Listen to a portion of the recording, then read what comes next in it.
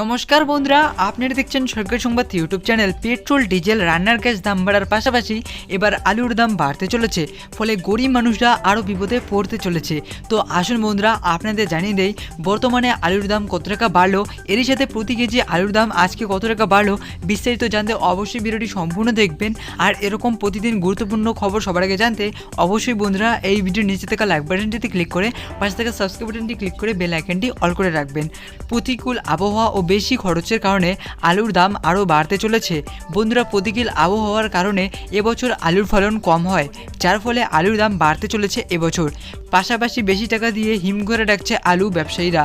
আর এদিকে যে পরিমাণে আলু চাষ করা হচ্ছে সেই পরিমাণে আলু পাওয়া যাচ্ছে না।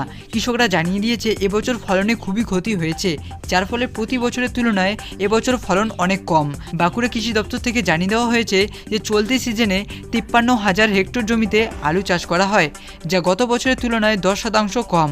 এদিকে আলু চাষ করার খরচ আগের থেকে অনেকটাই বেড়ে গিয়েছে। ব্যবসায়ীরা জানিয়ে দিয়েছে আগে যদি খরচে লাগতো 100 টাকা, এখন সেখানে খরচ করতে লাগে 125 টাকা। অন্যদিকে প্রতি কেজি আলুর দাম হয়েছে 20 টাকা, যা কিনতে পকেটে টান পড়ছে সাধারণ মানুষের। তবে বন্ধুরা, আগামীতে আলুর দাম আরও বাড়তে চলেছে এমনটাই মনে করছে বিশেষজ্ঞ মহলরা। আর দাম বাড়লে সাধারণ মানুষরা আরও বিপদে পড়বে।